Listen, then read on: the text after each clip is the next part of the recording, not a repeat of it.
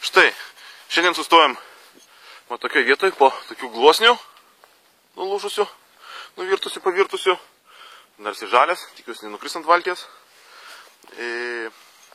Sustojome kažkur tais likus, čia biškį praplaukėm ir sustojom kažkur likus 15 gal 18 gal kilometrų iki santakos, kur į nerį įteka Šventoji.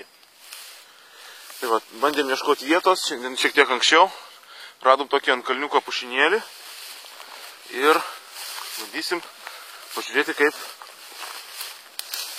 stovyklavietės dislokacija atrodo. Jau daiktai pabiški kraunami į krantą ir bandom eiti žiūrėti. Štai tokia vietovė ant kalniuko, pakankamai graži. Žinoma, nesulyginsi su vakarykščiu grožiu, kai Neries regioninis parkas už Vilniaus. Kitoj pusėje sodyba kažkokia tai žmogaus. Bet manau, tai mums netrukdys. Ir mes čia esam apžiūrėję tokią vietovę. Miškelį, pušynas, bet matosi, kad pomiškis pakankamai tankus. Iš vienos pusės ne visai gražu, maloniau yra, kai būna samanėlė graži.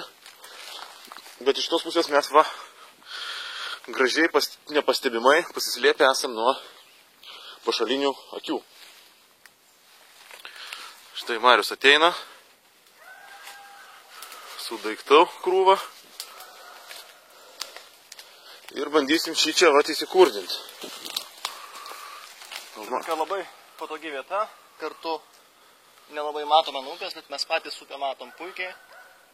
Ir patogiai išdėstyti medžiai galėsim susikabinti hamakus. Tiek? Ne tiek.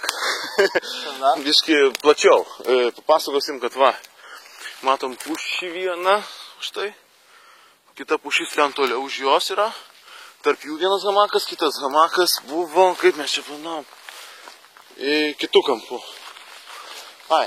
Čia viena, kita čia nais pušis, čia hamakas, kitas hamakas kampų. Vėjas vyravo.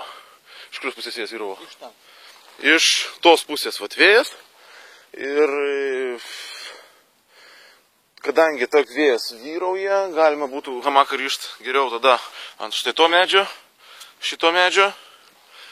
Ir čia tą patį medį panaudoti irgi ir šitą. Tada gautųsi tokie stovyklavietė. Ir šitoje vietoje kažkur tais apačioj laužavietė. Tada dūmai nekeliaus nei pas vieną, nei pas kitą.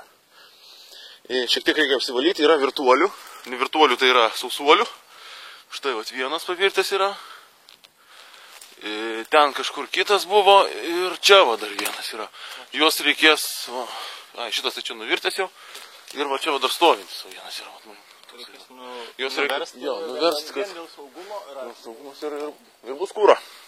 Tai šio vakaro stovyklavietė štai tokia. Čia grubiai, aš nežinau, kiek čia, kaip minėjau, 18 km iki santakos. Ir už Čiobiškio, neįsivaizduoju, kaip pamatuot. GPS-as biškį jau į pabaigą su baterija. Ir neįsivaizduoju, koks iki 10 km. Panašiai. Taip. Tai šiandien tiek.